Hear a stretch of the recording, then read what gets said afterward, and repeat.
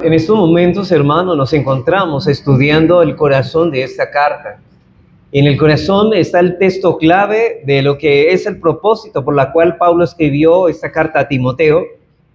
Y también no solamente resalta el propósito, sino la importancia que la iglesia posee. Pablo describe a la iglesia como columna y baluarte y sostén de la verdad. La esencia de ser iglesia es esto, sostener la verdad gloriosa que es del Evangelio del Señor Jesucristo. Por esta razón, Pablo insiste a Timoteo de cuál debe ser su conducta en la iglesia. No debemos hacer las cosas en el culto público de adoración conforme a nuestra propia comodidad o preferencias, como tampoco en lo que concierne a su gobierno. Debemos hacer todas las cosas tal y como el Señor las ha revelado y las ha ordenado en su santa y gloriosa palabra.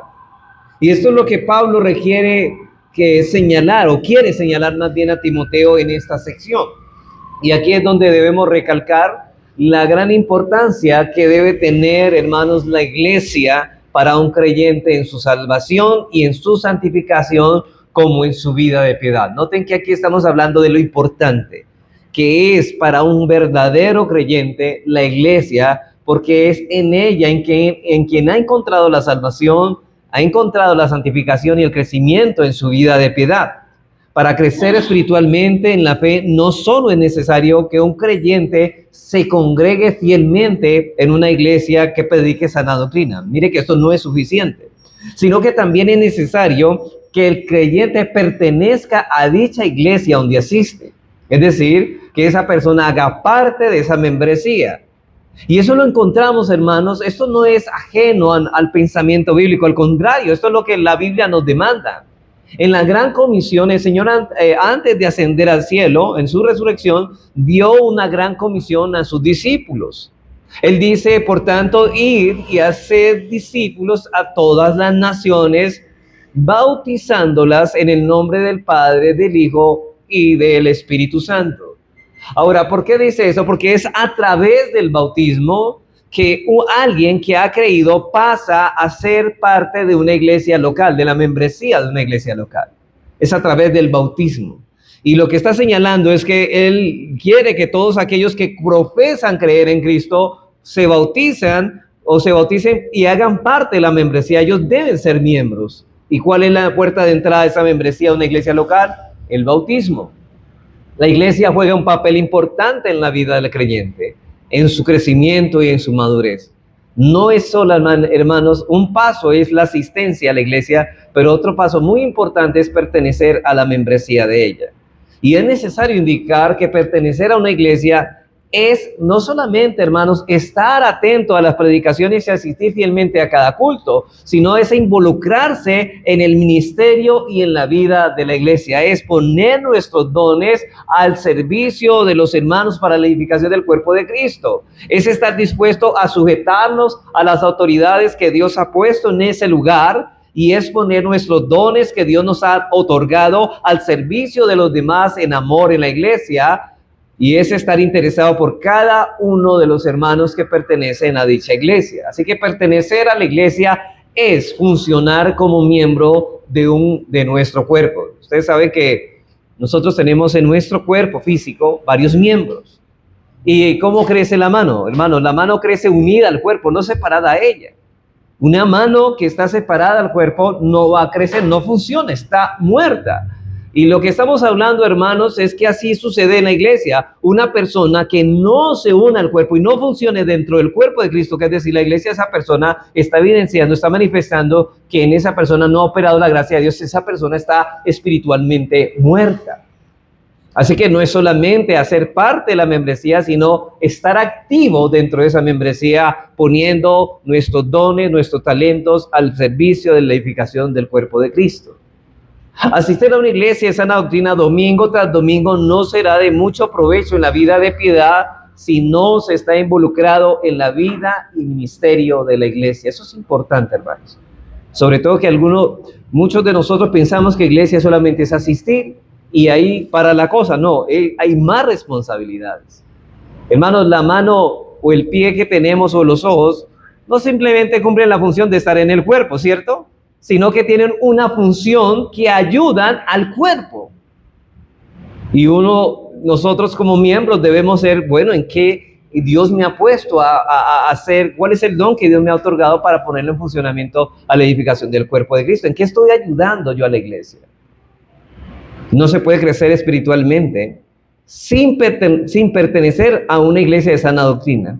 La iglesia es columna y baluarte de la verdad. La verdad es el fundamento y lo que promueve la piedad, hermanos. Por ejemplo, nosotros, la iglesia tiene el deber de sostener la verdad, pero esa verdad es la que promueve, es el fundamento que promueve la vida de piedad y santidad. ¿Y ustedes quieren saber qué es piedad?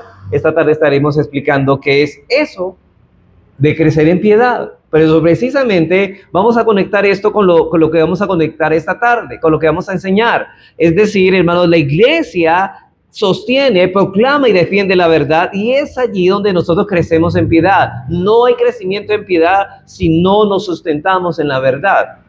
Y Pablo llama a la esencia de ese mensaje, que es el misterio de la piedad, el misterio, el corazón del mensaje es el misterio de la piedad, esa verdad.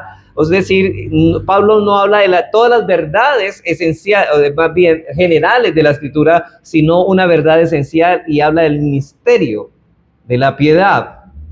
Y este ministerio de la piedad se halla en la vida y ministerio de la iglesia. Y ese ministerio hay ahí. Por eso es que no se puede decir que se tiene comunión con Cristo y al mismo tiempo ser indiferente y apático al cuerpo de Cristo. Esto es imposible. Vuelvo a repetir esto, hermanos. Por eso es que no se puede decir, porque usted crece en comunión con Cristo en piedad. Separados de mí, nada podéis hacer. Pero es unido al cuerpo de Cristo. Por eso, hermanos, es que no se puede decir que se tiene comunión con Cristo y al mismo tiempo ser indiferente y apático al cuerpo de Cristo. Hermanos, quien ama la cabeza, ama también el cuerpo. Y la iglesia es el cuerpo. Si usted ama a Cristo, muéstreme cuánto ama a la iglesia. Y ahí me mostrará realmente si ama al Señor Jesucristo. ¿Usted recuerda la parábola de Mateo 25? Que tuve hambre y me diste de comer, tuve sed y me diste de beber, estuve en la cárcel y me visitaste, y ellos preguntaron, bueno, Señor, ¿cuándo hicimos eso contigo? Y él dijo, de cierto que lo hiciste con uno de esos mis pequeños, mis hermanos de la iglesia, conmigo lo hiciste. Por eso es que hay una diferencia, y hoy hay un concepto errado, hermanos, de qué realmente es un cristiano y qué es la iglesia realmente. Y por todo esto es que Pablo quiere impactar la mente y el corazón de Timoteo con respecto al cuidado que él debe tener presente a la hora de tratar los asuntos que tienen que ver con el pueblo de Dios.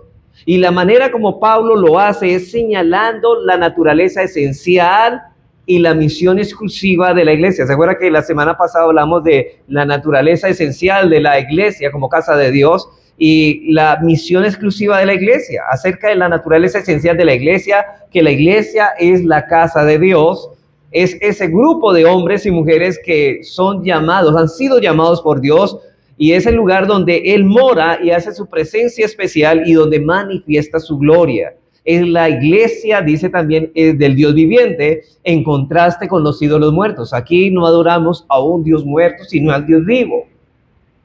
Así que, hermanos, y respecto a la misión, porque esto hablábamos de la identidad y también, hermanos, de la esencia de la iglesia, pero también cómo estaba su misión. Pero también hablamos, hermanos, aquí de la misión exclusiva de la iglesia, que la iglesia es columna y baluarte y sostén de la verdad. La solemne responsabilidad de la iglesia es sostener sólida y firmemente, inquebrantablemente la verdad, defendiéndola y proclamándola. Hermanos, el día que nosotros dejamos de ser esto, dejamos de ser iglesia, porque lo que hace que la iglesia sea iglesia es que es columna y baluarte de la verdad, que sea proclamadora, defensora de la verdad, del misterio. ¿Y cuál es esa verdad? El misterio de la fe, el misterio que Pablo habla aquí. Así, pero ahora Pablo quiere impactar aún más nuestra mente y corazón de Timoteo, señalándole la verdad que la iglesia defiende y proclama. Bueno, es de la iglesia, es columna y baluarte y debe defender y proclamar esa verdad. En la enseñanza anterior consideramos el carácter del mensaje esencial de esa verdad, el carácter de ese mensaje esencial de la verdad.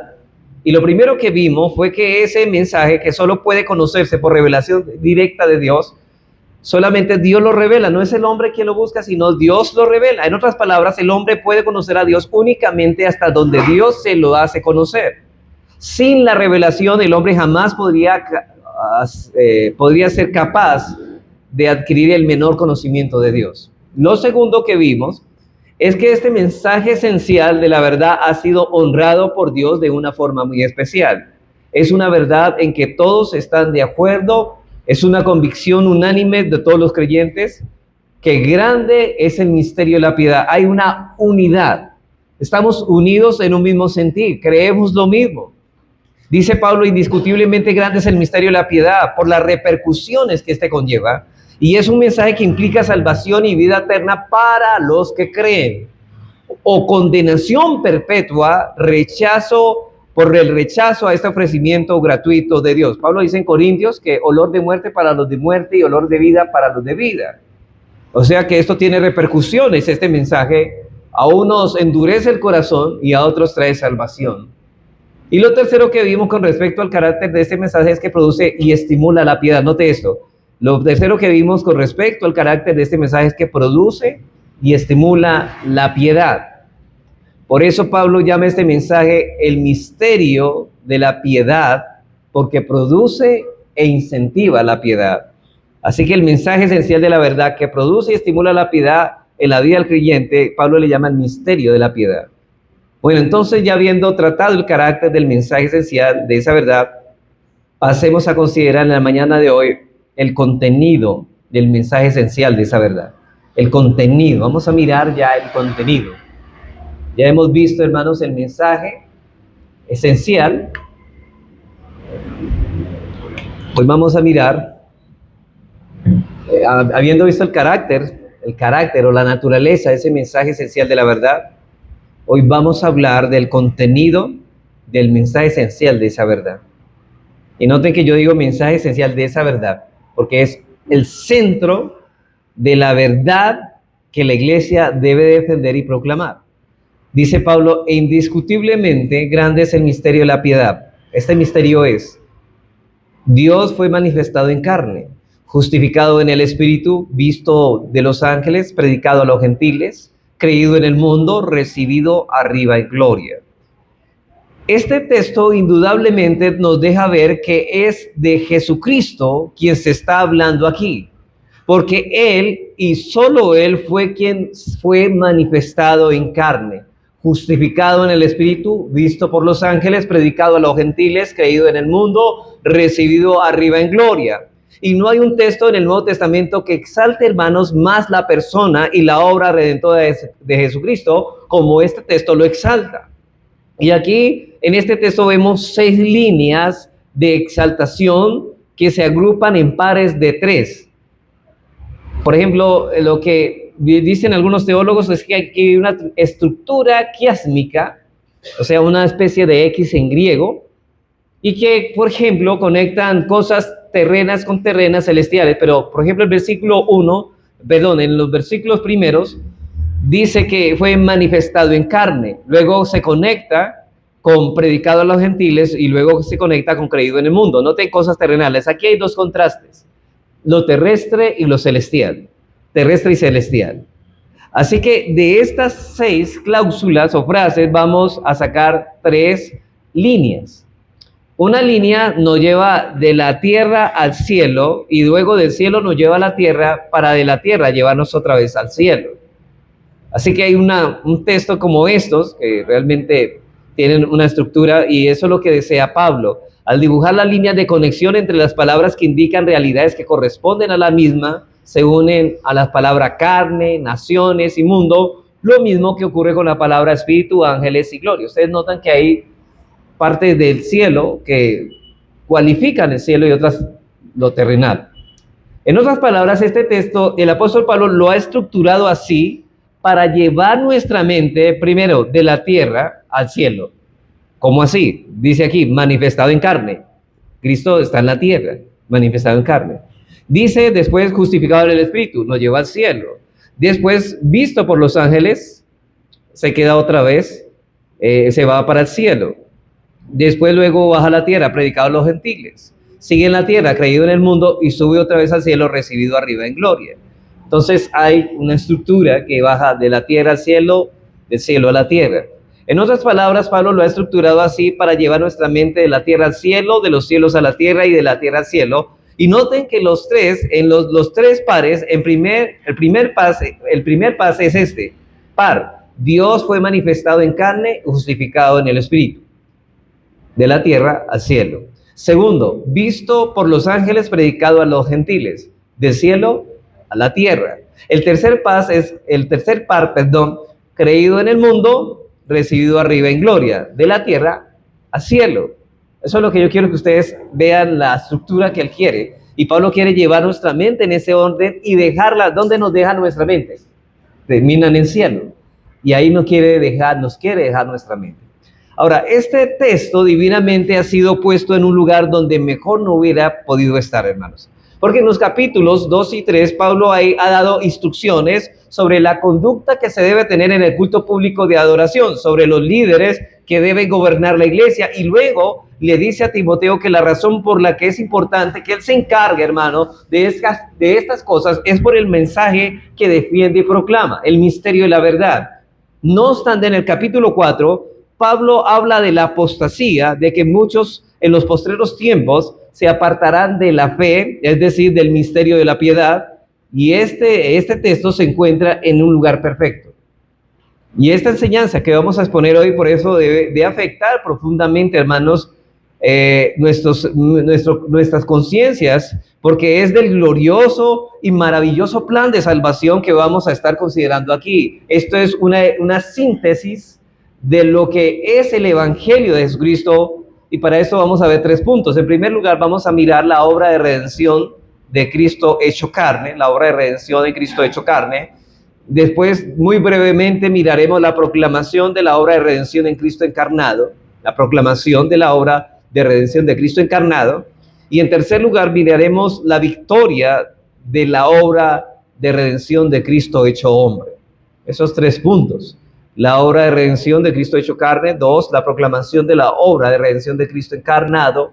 Y 3, la victoria de la obra de redención en Cristo hecho hombre. Veamos en primer lugar la obra de redención de Cristo hecho hombre. Dice, Dios fue manifestado en carne, justificado en el Espíritu. Y Pablo aquí nos va a llevar, como decía ahora, de la tierra al cielo. En primer lugar, dice Pablo que Jesucristo fue manifestado en carne. Ahora, ¿quién es Jesucristo? Bueno, es la pregunta que Pablo responde sucintamente. Pablo no pudo haber hablado más apropiadamente sobre la persona de Cristo que con estas palabras. Dios fue manifestado en carne. Dios fue hecho hombre. Primero tenemos aquí un testimonio claro de ambas naturalezas. En la persona de Jesucristo, dice, porque declara al mismo tiempo que Cristo es verdadero Dios y verdadero hombre. Segundo, Pablo señala la distinción entre las dos naturalezas cuando por una parte lo llama Dios y por otra parte expresa su manifestación en carne. Tercero, él declara la unidad de la persona que afirma que es uno y el mismo Dios y que ha sido manifestado en carne. Es decir, ustedes entienden, hermanos, lo que hemos explicado en una escuela bíblica, la unión hipostática de las dos naturalezas en la persona de Jesucristo. Solamente hay una persona, pero esa persona, la segunda persona de la Trinidad, que siempre fue Dios y en la eternidad existía, se hizo carne y tomó nuestra naturaleza humana. Por esta razón es que grande es el misterio de la fe. Dios se hizo hombre, hermanos. Es un misterio. ¿Cómo puede ser el creador de todas las cosas, que hace que todas las cosas dependan de Él, que estos cielos y esta creación no lo pueden contener porque Él trasciende al tiempo y el espacio? ¿Cómo es posible que este Dios se haga hombre? Y ese que es el grande el misterio de la piedad, que fue Dios hecho carne y que vino a salvar al pecador, y que fue Dios hecho hombre quien murió en la cruz. Fue Dios hecho hombre quien murió en la cruz. Por cierto, esta es la enseñanza, hermanos, que encontramos también a lo largo de todo el Nuevo Testamento, especialmente en el prólogo del Evangelio de Juan, en el Evangelio 1:1, en el capítulo 1, versículo 1, dice en el principio era el verbo y el verbo era con Dios y el verbo era Dios. Está hablando de ese verbo como el que existía en la eternidad, preexistía, pero que ese verbo es Dios en esencia. Pero noten el versículo 14, y aquel verbo fue hecho carne y habitó entre nosotros y vimos su gloria, gloria como del unigénito del Padre, lleno de gracia y de verdad. Este es el mensaje de Cristo, dice Pablo en Romanos 1, 3 al 4, que nació de la descendencia de David según la carne y fue declarado hijo de Dios con acto de poder. Dice ahí acerca de su Hijo nuestro Señor Jesucristo en Romanos 1, 3, acerca de su Hijo nuestro Señor Jesucristo, que era del linaje de David según la carne, que fue declarado Hijo de Dios con poder, según el Espíritu de Santidad, por la resurrección de entre los muertos. Ahí nos habla de dos cosas. Dios hecho carne, ¿de dónde? Descendía de la descendencia de David. Y también Pablo en Romanos 9, 4 y 5 nos dice que según la carne procede el Cristo, el cual está sobre todas las cosas, es Dios bendito. Dice que son los israelitas, de los cuales son la adopción, la gloria y el pacto, la promulgación de la ley, el culto y las promesas. Versículo 5, de quienes son los patriarcas y de los cuales, note esto, y de los cuales, según la carne, de los judíos, del pueblo terrenal, de los descendientes judíos, nació Cristo. Según la carne, vino Cristo, el cual es Dios sobre todas las cosas, bendito por los siglos. Amén. Y en Filipenses 2:5, cuando se nos exhorta a imitar al Señor, dice, haya pues en vosotros este sentir, el cual hubo en Cristo Jesús, el cual siendo en forma de Dios, de la naturaleza divina, no estimó al ser igual a Dios como cosa de que aferrarse, sino que se despojó a sí mismo, tomando forma de siervo, tomó la forma humana, hecho semejante a nosotros. Dios se hizo hombre sin dejar de ser Dios. Y eso también confirma lo que dice en Hebreos 2:16. Así por cuanto los hijos participaron de carne, es decir, los hijos de Dios, Él también participó de ese Cristo, de lo mismo, para destruir por medio de la muerte al que tenía el imperio de la muerte, esto es, al diablo, y librar a todos los que por el amor de la muerte estaban durante toda la vida sujetos a servidumbre, porque ciertamente Él no socorrió, Él no se hizo, tomó la forma de ángel, sino de hombre, sino que socorrió a la descendencia de Abraham espiritual, por lo cual debía ser uno todo semejante a sus hermanos. ¿Y semejantes en qué sentido? En que Él iba a ser humano, para poder salvar a humanos. Y en primera de Juan 5:20, habla de eso también, de este misterio de la verdad. Dice el apóstol Juan, dice, pero sabemos que el Hijo de Dios ha venido y nos ha dado entendimiento. Y esta palabra Hijo de Dios significa de la misma esencia de Dios. Nos ha dado entendimiento para conocer al que es verdadero. Y estamos en el verdadero, en su Hijo Jesucristo. ¿Quién? Cristo es el verdadero Dios y la vida eterna. Jesucristo es el verdadero Dios y la vida eterna. Así que es precisamente, hermanos, en este punto en el que radica el engaño de las sectas y las religiones falsas del mundo. Satanás ataca, hermano, ferozmente, constantemente a la persona de Cristo, negando su deidad o negando su humanidad. Muchas personas de nuestra sociedad dicen creer en Cristo, pero si evaluamos en qué Cristo creen, nos daremos cuenta de que muchos de ellos no creen en un Cristo que no es el Cristo de las Escrituras. El Dios de las Escrituras es Dios que se hizo hombre sin dejar de ser Dios. Cristo es Dios hecho hombre. Esta es la gran realidad bíblica que nosotros entendemos. Hermanos, Cristo es Dios, y si lo despojamos de su deidad, no solo estamos atentando contra su gloria, sino que lo estamos despojando de su poder para salvar. Hermanos, si Cristo no fuera Dios, no podría salvarnos. No tendría ningún poder para salvarnos. Solamente la Biblia dice, a lo largo de la Escritura dice que solamente la salvación pertenece a Jehová. La salvación es de Jehová. Y dijo Jesucristo al joven rico que se entristeció y prefirió seguir las riquezas y dejar a Cristo seguir, dijo que para el hombre es imposible la salvación, porque solamente la salvación es de Dios. Solo Dios hecho hombre podría salvarnos. Por eso Pablo dice, indiscutiblemente grande es el misterio de la piedad. Dios fue manifestado en carne. Y la connotación de ese milagro incomparable de que el Dios omnipotente, omnisciente, inmanente, soberano, magnífico en santidad, sapientísimo, justísimo, que trasciende el tiempo y el espacio, se ha unido, hermanos. Ese Dios se ha unido a la naturaleza humana igual que la tuya y la mía, pero sin pecado. Y fue introducido dentro del vientre de una virgen, de la Virgen llamada María, y nació igual como nacen todos los hombres, y creció de la niñez a la edad adulta como crece todo niño en sabiduría y en estatura y en gracia con Dios y para con los hombres.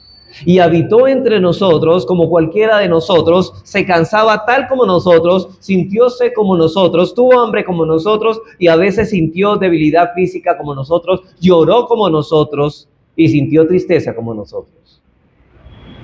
Era necesario que Dios fuera manifestado en carne y muerto en nuestro lugar, de manera que la perfecta justicia de Dios pudiera ser vindicada, satisfecha. ¿Y por medio de qué? Que los pecados que perdonó de su pueblo escogido fueran castigados en la persona de Cristo. Nuestra deuda del pecado contra Dios es eterna. ¿Sabe por qué, hermanos? Porque hemos ofendido a un Dios eterno. Por ejemplo, un homicida solo puede tardar en quitarle la vida a otro unos cuantos segundos.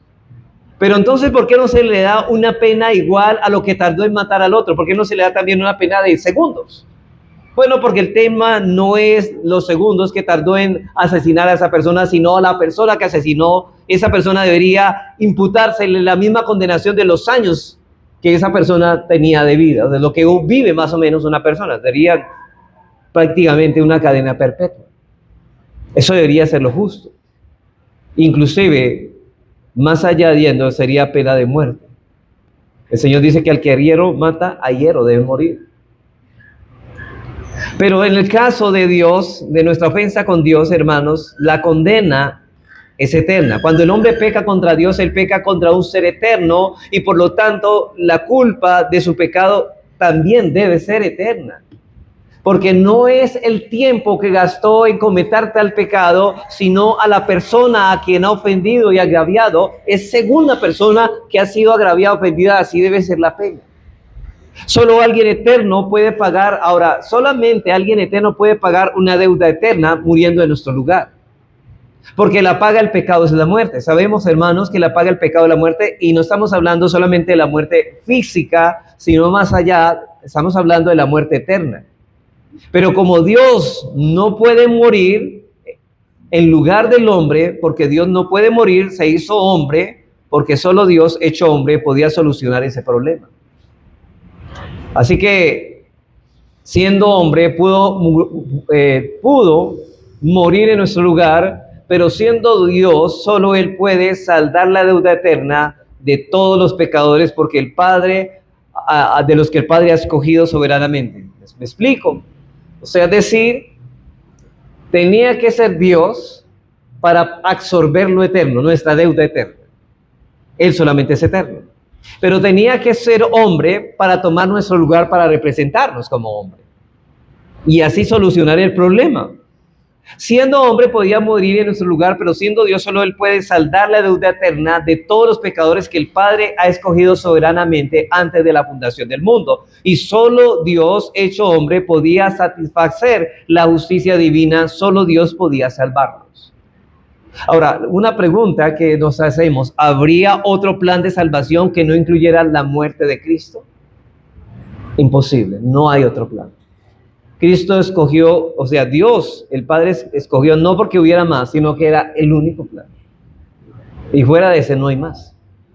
De ninguna manera, hermanos, desde el momento que Dios en su sabiduría ideó crear al hombre y sabía que ese hombre iba a caer, Dios soberanamente decidió salvar a uno de esa masa de condenados, y Dios sabía que eso le iba a costar, que una de las personas de la Trinidad iba a tener que morir en la cruz. Aún así decidió salvarnos. No había otro plan posible. Algunos teólogos dicen que sí, que había otro plan, que Dios podía salvarnos de otra manera. No había otro plan posible. Para Dios poder salvar al hombre, hermanos, Él sabía que era necesario que Dios se hiciera hombre y muriera por nosotros en la cruz. Era Dios recibiendo la ira de Dios. Vuelvo a repetir eso, no estoy equivocado. Dios mismo recibiendo su propia ira. Porque el único que puede resistir la ira de Dios y no ser destruido es el Dios mismo. No existe otra manera de salvar al hombre. Por eso el apóstol Pedro dice en Hechos 4:12, hablando de este misterio que estamos proclamando y defendiendo, dice, en ningún otro hay salvación, porque no hay otro nombre bajo el cielo dado a los hombres en que podamos ser salvos. Y ese es Jesucristo, hombre. Jesucristo hecho Dios. No hay otra manera sino creyendo en el Señor Jesucristo. Dios fue manifestado en carne y la justicia de Dios debía ser satisfecha, y solo Cristo, viviendo una vida impecable, cumplió toda la ley a nuestro favor. Pero noten que la justicia del Padre, de Dios Padre, de Dios en general, no fue satisfecha únicamente Cristo muriendo en la cruz, sino Cristo obedeciendo las demandas de la ley perfectamente en nuestro lugar. O sea que podríamos decir de que del nacimiento hasta la muerte y la ascensión de Cristo, todo eso fue por causa nuestra. Él vivió en nuestro lugar. No vean solamente el Calvario y a Cristo crucificado, sino que toda su vida fue vivida en nuestro lugar. No solo Cristo murió por nuestros pecados en nuestro lugar, sino que también vivió en nuestro lugar. Toda la vida de Cristo fue redentora. Cristo murió en mi lugar y Él también cumplió la ley en mi lugar. Por medio de la fe, esa justicia perfecta de Cristo es puesta en mi cuenta. Hermanos, cuando el creyente reconoce su pecaminosidad, su maldad y su justa condenación, y desesperadamente va a Cristo en arrepentimiento y fe, por medio de la fe, sin obras, es imputada la justicia de Cristo en la cuenta de Él. Y este hombre es justo.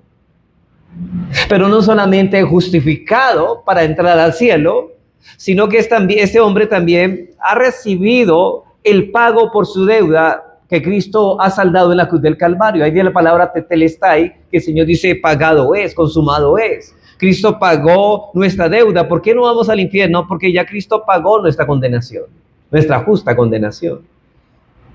Pero ¿cómo recibimos esto? Por medio de la fe. Por eso dice Pablo en 2 Corintios 5:21, al que no conoció pecado, es decir, Cristo por nosotros lo hizo pecado para que nosotros fuésemos, note eso, nosotros fuésemos hechos justicia de Dios en Él. ¿Cómo Dios nos ve ahora por medio de la fe en Cristo? Como justos. Porque ahora Cristo no nos ve con nuestra propia justicia, sino con la justicia de Cristo. Por eso podemos entrar al cielo, hermanos. Para entrar al cielo, Dios demanda que sea una perfecta justicia como la de Él. Hermanos, si nadie es justo como Dios, no puede entrar al cielo. Por eso Cristo puso en la cuenta por medio de la fe su propia justicia para que nosotros tuviésemos acceso al cielo. ¿Y cómo es posible, y como es imposible cumplir tal demanda? Cristo vino al mundo para cumplir esa demanda en nuestro lugar. ¿Se acuerda del pacto de redención?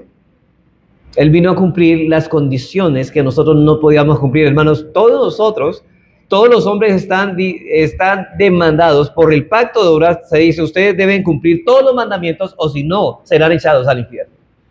Y la pregunta es, ¿quién puede cumplir eso? Ninguno. Y la otra opción es, Cristo, por medio de la fe, gratuitamente te da su justicia para que puedas acceder al cielo. Y no solamente eso, Él también recibe el pago por la deuda que tú tienes contra Dios.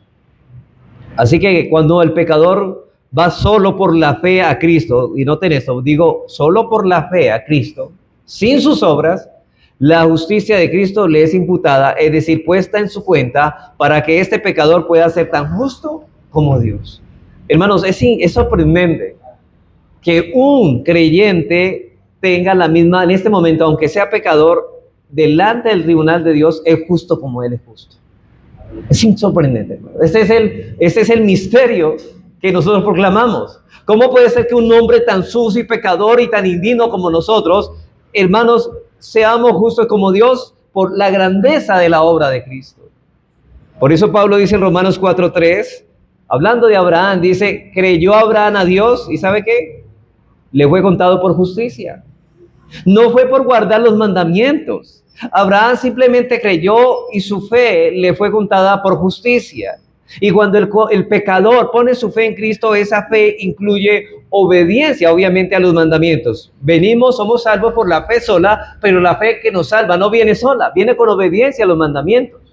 Ahora, una persona que ha sido salva y justificada es justo delante de Dios, no por lo que hace, sino por lo que Cristo hizo por él y por lo que él recibió por medio de la fe, pero esa salvación lo lleva a vivir en obediencia, porque la fe que lo salvó sola no viene sola. Esa fe para salvarlo era sola, pero una vez salvo no viene sola, sino que viene con deseos de vivir en la obediencia a la justicia de Dios. Lo único que se le pide al pecador entonces es creer en Cristo como su único y suficiente Salvador y entregarle toda su vida a Él para que de ahí en adelante Él sea su Señor. Y hermanos, y aquí es importante. Hay muchas personas que creen que solamente Cristo es su Salvador, pero no es Señor. ¿Cómo miramos a esas personas en la práctica? Vienen a la iglesia, se congregan, pero no se someten a los mandamientos de Dios. Hermanos, cuando uno recibe a Cristo, no recibe a Cristo solamente como Salvador, sino todo el paquete completo. Es todo o nada. Como profeta, como sacerdote, pero también como rey. Y para rey es para someternos a su señorío, a sus mandamientos, a la ley de ese reino. No es para vivir como vivíamos antes, haciendo lo que mejor nos parecía. ¿Cómo vive el mundo? Como mejor les parece a ellos, conforme a su propio criterio. Pero ahora vivimos conforme a la ley de Dios. Ahora no es una obediencia perfecta, pero sí sincera y verdadera. Así que, para que de ahí en adelante Él sea su Señor, por eso como Señor y Salvador por la fe. Por eso Pablo dice en Romanos 1:17, porque en el Evangelio la justicia de Dios, la que Dios nos imputa, se revela por medio de la fe, y para fe, como está escrito, mas el justo por la fe vivirá. Y esa fe no viene sola, sino que esa fe trae obediencia a los mandamientos. Hermanos, una fe sin obediencia es una fe muerta. Una fe sin obediencia a los mandamientos de Dios es una fe muerta. Esa fe no salva, esa fe no ha salvado a nadie. Esta es la esencia del mensaje del Evangelio. El Hijo de Dios se hizo carne y murió para que pudiésemos ser salvos solamente por poner nuestra fe en la persona y la obra de Jesucristo. Y esta es la locura del Evangelio, la locura de nuestra predicación. Hermanos, ¿cómo es posible que nosotros, sin hacer nada, simplemente ir con las manos vacías de la fe, nos aferramos a aquello que Cristo gratuitamente nos da por su pura gracia? Esa es la verdad del Evangelio. Pero en segundo lugar, hermanos, no solamente dice que Dios fue manifestado en carne, sino que también fue justificado en el Espíritu. Y pese a que Cristo, hermanos, experimentó en su cuerpo humano las debilidades propias de todos nosotros, pero sin pecado, aún así fue justificado en el Espíritu. Eso significa que a pesar de su debilidad de su carne, su deidad fue vindicada. Es decir, Cristo fue justificado en el Espíritu a través de los milagros que Él hizo en el poder del Espíritu y por medio de la resurrección. Al tomar sobre sí nuestra carne, así también manifestó en Él su poder espiritual que atestiguó ser Dios. Noten esto: el poder espiritual que atestigua que Él es Dios. O sea, Cristo, cuando vino a la tierra, nadie creía que Él era Dios hecho carne. Y Él necesitaba vindicar por medio de sus obras, mostrar a los demás que las obras eran las obras de Dios solamente, y que esas obras solamente Dios las podía hacer, y por lo tanto Él era Dios hecho carne. Cristo fue crucificado, hermanos, como un criminal, pero Dios vindicó a Cristo en el Espíritu, ya que por medio del Espíritu que moraba en Él, Cristo realizó portentos y milagros que atestiguan que Él era verdaderamente el Hijo de Dios. De esta manera, Dios mostró que Cristo era justo e inocente, aunque hubiera sido condenado como un criminal. Y de hecho, el hecho de que fuera condenado no negaba su divinidad. Cristo mostró pruebas indubitables de que Él era el Hijo de Dios. Cristo dijo: quien quién era Él y demostró quién era Él por medio de sus obras. Por ejemplo, ustedes recuerdan el Evangelio de Juan 5:36, le dijo Cristo a los judíos, dice, hablando en contraste con Juan el Bautista, dice, mas yo tengo mayor testimonio que el de Juan. ¿Sabe por qué? Porque las obras que el Padre me dio para que cumpliese, las mismas obras que yo hago, dan testimonio de mí, que el Padre me ha enviado. Lo que está diciendo Cristo, mira, si ustedes quieren saber si yo soy Dios, mira, las obras mías están dando testimonio de que yo soy Dios. Jesús les dice también, si no quieren creer a mis palabras, crean a mis obras. Por eso el Señor en otra ocasión dijo a los judíos que le rodearon en el día de la dedicación, dice Juan 10:24, dice, y le rodearon los judíos y le dijeron, ¿hasta cuándo nos turbarás el alma? Si tú eres el Cristo, porque ellos pensaban, ellos no aceptaban a Cristo como el Mesías, dínoslo abiertamente. Y noten la respuesta del Señor en el versículo 25.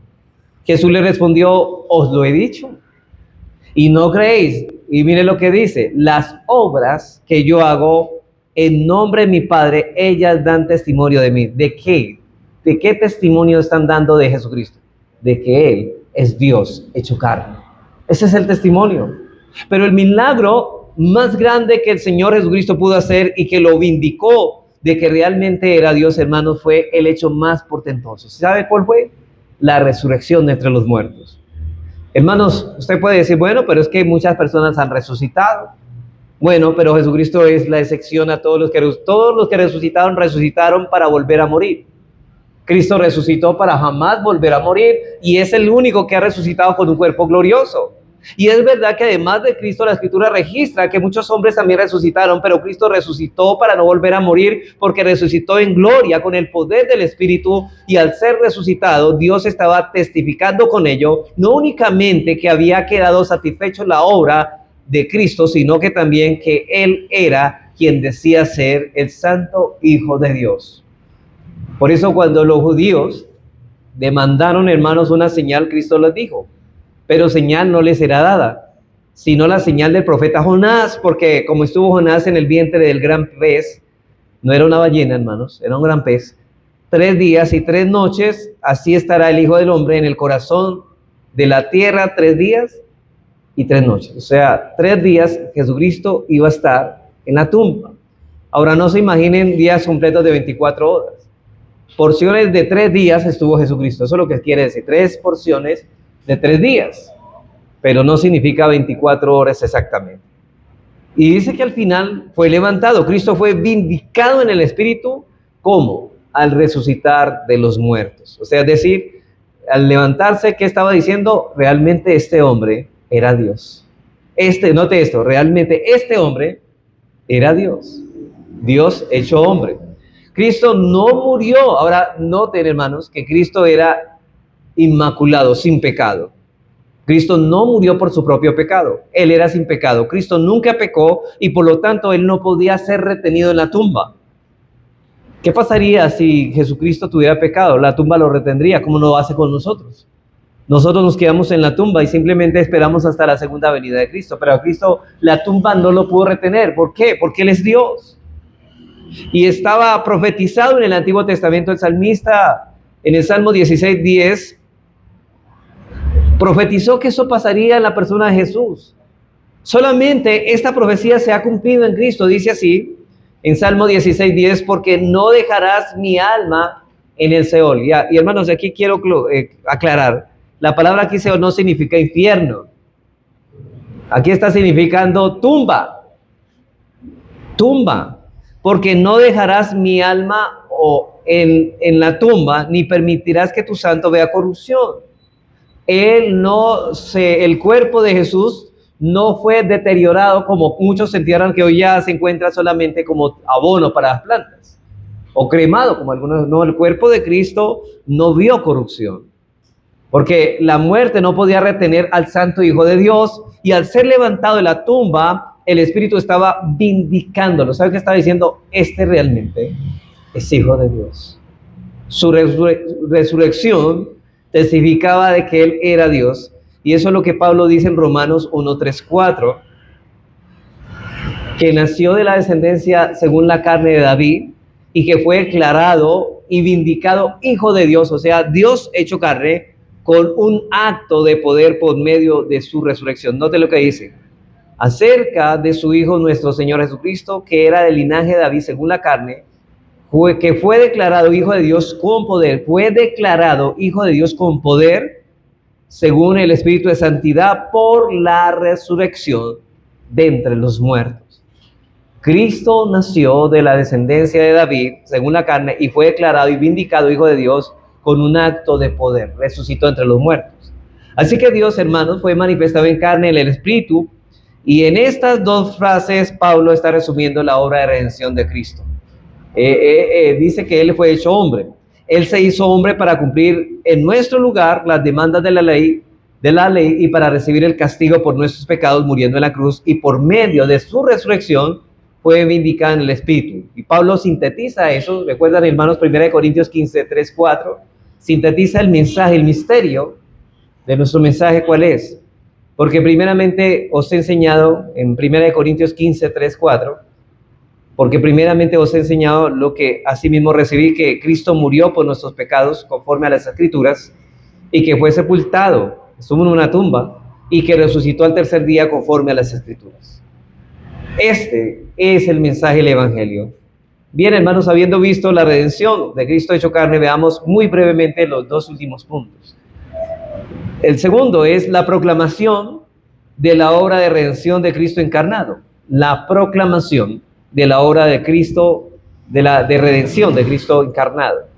Dice ahí, visto por los ángeles, predicado por los gentiles. Aquí Pablo nos trae de nuevo del cielo a la tierra.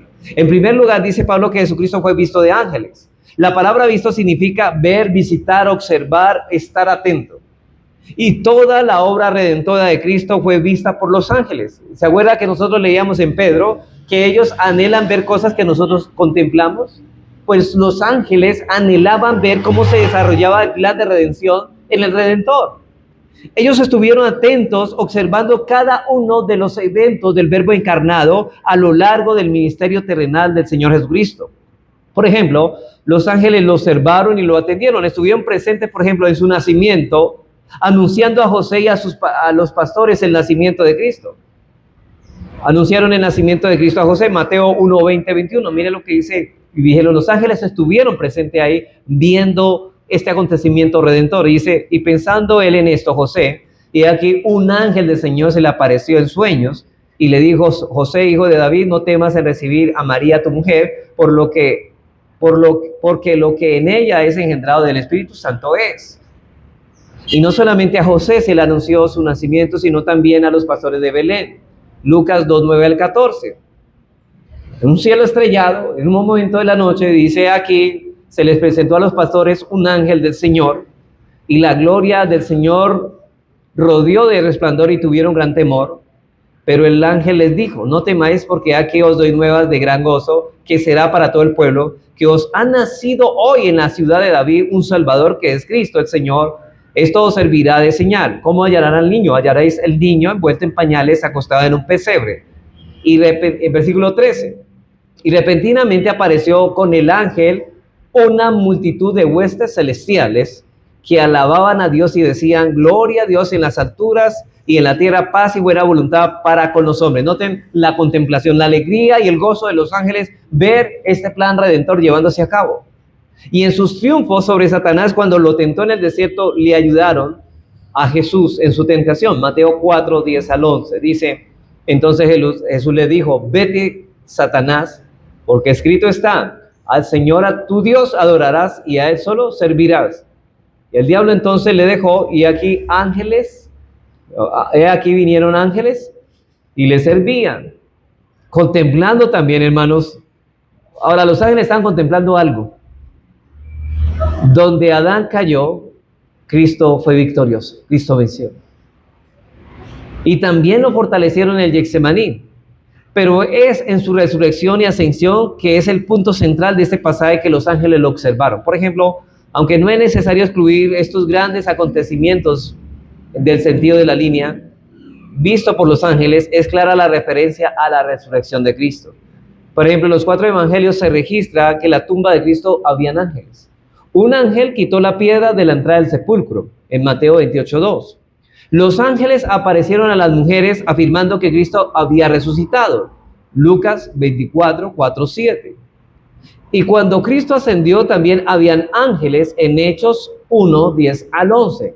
Dice, estando ellos, los apóstoles, con los ojos puestos en el cielo, entre tanto que él se iba, y aquí se pusieron junto a ellos 2 varones con vestiduras blancas. ¿De quién se trataba estos personajes? De los ángeles, los cuales también dijeron, varones galileos, ¿por qué se está ahí mirando al cielo?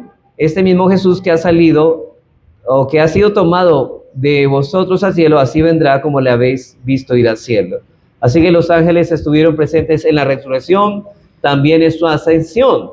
Y los ángeles estuvieron presentes en la vida terrenal de nuestro Señor al principio y al fin, mientras los ojos de los hombres estaban empañados por la bruma de la poca fe, y en cierto sentido faltos de fe. Los ángeles lo vieron claramente, hermanos. Lo que no vieron los hombres muy claramente, los ángeles sí lo vieron y reconocieron al Señor como glorioso.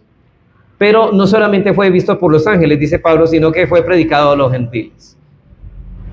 No solo los judíos fueron oidores de este mensaje de salvación, ya que Dios había profetizado que este evangelio sería predicado en el mundo entero, también a los gentiles. Antes de la ascensión, el Señor comisionó a los suyos para que llevaran a cabo la gloriosa labor de predicar el evangelio. ¿Se acuerda? Me seréis testigos primeramente en Jerusalén, en Judea, en Samaria y en todos los rincones de la tierra. No se quedó solamente en Jerusalén y en Judea, sino en todos los rincones de la tierra. Así que el deber, la tarea pareciera ser imposible. Ahora bien, hermanos, noten aquí, pónganse en el lugar de los apóstoles, en la gran comisión. Vayan y hagan discípulos a todas las naciones. ¿Era fácil para ellos viendo las circunstancias de esa época? No habían carros, no habían aviones, no había ningún medio de transporte. Hermanos, todo era muy rudimentario. Y aún dice, Señor, ¿cómo nos vas a encargar esta tarea de ir a llevar esta predicación a todo el mundo cuando no conocemos ni aún que el continente americano existe? Pero aún así ellos tenían que llevar el evangelio. Bueno, en cierta manera, hermanos, no era la tarea solamente de ellos, sino de todos los creyentes a lo largo de la historia. Pero era casi imposible cumplir. Pero ¿cuál es el consuelo entonces que les da él a ellos para que puedan cumplir esa labor aunque pareciera imposible? Les dice, he aquí, yo estoy con ustedes, o yo estoy con vosotros todos los días, ¿hasta cuándo? Hasta el fin del mundo. Hermanos, cuán especial y maravilloso es este mandamiento a los gentiles, y no es asombroso que haya sido un espectáculo nuevo para los ángeles, quienes aún ya sabían acerca de la redención de la humanidad, hermanos. Con todo, entendían desde el principio, cuáles eran los medios por los cuales sería realizada. ¿Sabe? La locura del evangelio. Y de quienes debió haberse ocultado a fin de que esta admirable manifestación de la bondad de Dios pudiera ser contemplada por ellos con mayor asombro. Por eso, como decíamos, ellos anhelan estas cosas que nosotros vemos. Y ellos aprenden de la iglesia llevando, ¿por qué? Porque a través de la iglesia Dios lleva a cabo el desarrollo de su plan redentor que fue establecido antes de los tiempos. Y en último lugar, vemos también, hermanos, la victoria de la obra de redención de Cristo hecho hombre. En tercer lugar y último, la victoria de la obra de redención de Cristo hecho hombre. Ahora pasamos de la tierra al cielo. Pablo dice, creído en el mundo, recibido arriba en gloria. El plan de redención de Dios se cumplió cuando la proclamación de los apóstoles resultó en la fe salvadora de muchas vidas. En la primera predicación pública hecha por el apóstol Pedro, después de la resurrección, ¿sabe? Se convirtieron 3,000 personas. 3,000 personas de esta obra de redención. Ahora, aquí mostramos la diferencia, el contraste entre la ley y la gracia, aunque el evangelio lleva ley y gracia. Hermanos, cuando Moisés bajó del Sinaí con las tablas de la ley, ¿recuerda cuando las quebró porque estaban adorando a un becerro de oro? ¿Cuántas personas murieron en aquella ocasión? 3,000 personas murieron. Pero aquí se está hablando de la proclamación de la redención. Dice que se convirtieron 3,000 personas. Y Lucas registra este hecho en Hechos 2:40 al 41. Dice así: Y con otras muchas palabras testificaba y les exhortaba, diciéndose salvos de esta perversa generación. Así que los que recibieron, la palabra recibir es creer, su palabra fueron bautizados, y noten eso, y se añadieron, o sea, fueron bautizados y se añadieron ¿a qué? A la membresía de la iglesia. Aquel día como 3,000 personas, no solamente creyeron, sino que se bautizaron inmediatamente, hicieron parte de la iglesia. Se predicó el evangelio por toda Judea, por todos los samaritanos. Luego los samaritanos, un etíope, por ejemplo, Eunuco creyó, ¿se acuerdan de la predicación de Felipe? Otro gentil, Cornelio, también creyó, no era judío. Y finalmente, por todo el mundo, ¿se acuerda cuando Pablo, leíamos la carta a Romanos, que toda lo que es la península balcánica, Pablo predicó casi en todos esos lugares, inclusive tenía un viaje planeado para España y también había cristianos en Roma. Ya los gentiles, muchos de ellos habían creído en el evangelio. Hombres de toda tribu y nación empezaron a adorarle como su Señor y Salvador, como había sido profetizado, hermanos. Y yo quiero que pongan atención a este salmo, al Salmo 72, 8 al 11, porque precisamente aquí estaba profetizado esta realidad. Dice aquí, dominará de mar en mar, y desde río hasta los confines de la tierra. Ante él se postrarán los moradores del desierto, y sus enemigos lamerán el polvo. Los reyes de Tarsi y las costas traerán presentes, los reyes de Saba y los de Seba ofrecerán dones. Todos los reyes se postrarán delante de él, todas las naciones le servirán. Versículo 17. Será su nombre para siempre, se perpetuará su nombre mientras dure el sol. Note esto. ¿A usted le parece familiar esas palabras? Benditas serán en él todas las naciones. ¿Se acuerda la promesa a Abraham y a David?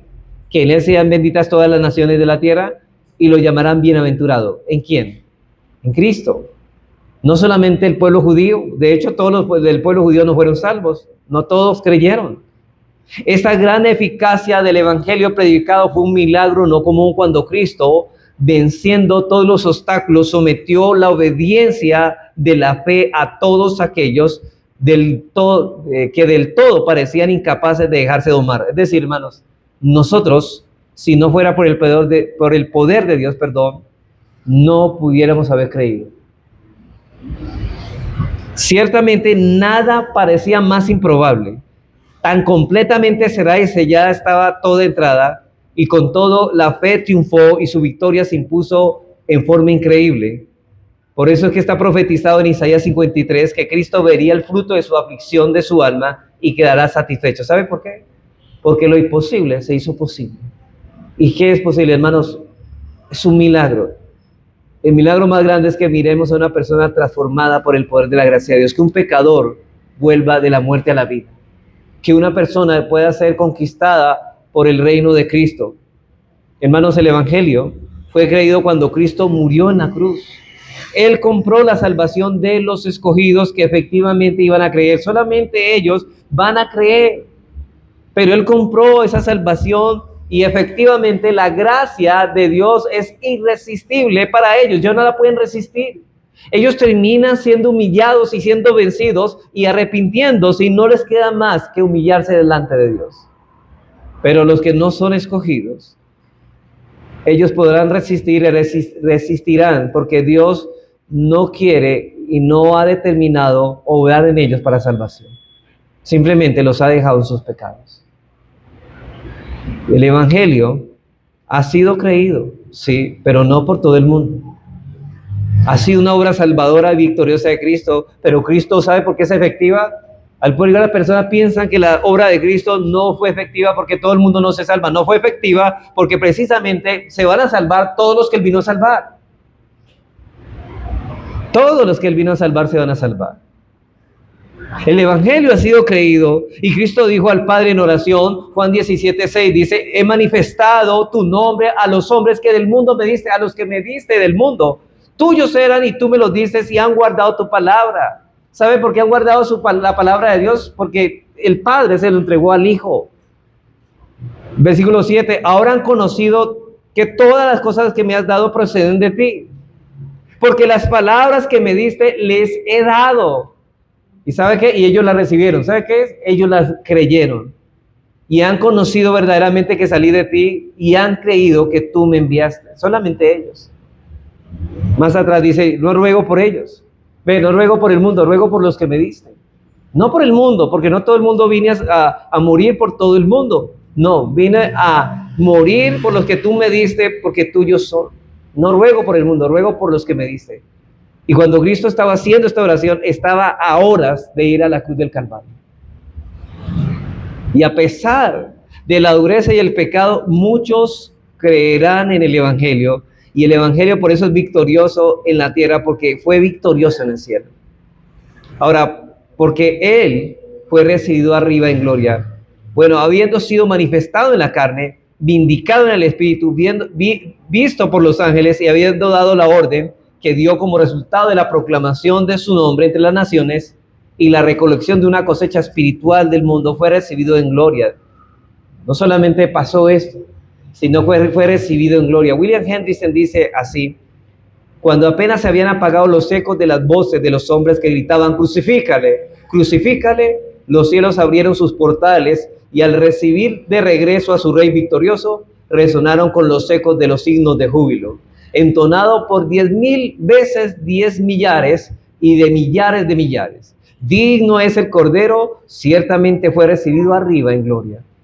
Es decir, el hecho de que Cristo haya sido recibido y ascendido y resucitado significa que la obra por nuestra redención fue aceptada por el Padre. Por eso dice Pablo, dice que en Él somos aceptos en el amado. Que, hermanos, cuán grande es la cabeza y el jefe de la iglesia. Está en el 6, hermanos. Que Timoteo que tenga presente, le dice Pablo, y siga la tarea de supervisión. Ese es el mensaje que Pablo llama el mensaje o el misterio de la piedad. Para concluir, hermanos, crecer en la piedad es aumentar nuestra comunión con el Redentor, es apartar tiempo para tener íntima comunión con nuestro Señor Jesucristo. Pero también crecer en la piedad es que el fruto de esta comunión íntima, constante con Él, es que comenzaremos a ser semejantes a Él. Cristo es el modelo de la piedad, Él es el misterio de la piedad, Él es el autor y el que promueve nuestra piedad, y además crecer en piedad es servirle a Él. Entre más crezco en piedad, más le sirvo a Él, no menos. Más le adoro y más le obedezco. Ahora, tú debes preguntarte, hermano, ¿lo que estás haciendo para la iglesia lo estás haciendo para Cristo? Una buena pregunta. Lo que estás haciendo, si es que la pregunta sería primera, ¿qué estás haciendo por la iglesia? Y segundo, lo que estás haciendo para la iglesia, ¿lo estás haciendo para Cristo? ¿A quién estás sirviendo? Porque la piedad nos lleva más bien a servir a Cristo, porque siendo el Dios se hizo hombre para salvarnos, muriendo en la cruz, para que podamos tener comunión con Él y podamos ser sus siervos. Qué grande es el misterio de la piedad, ¿no, hermanos? Pero así, hermanos, son evidencias. Y realmente, si la gracia y este misterio de la piedad ha llegado a tu corazón, es porque Cristo mismo ha querido salvarte. Pero es tu responsabilidad, ahora que has sido salvo, crecer a través de esos medios que Él ha comunicado a la iglesia. Que Dios nos ayude.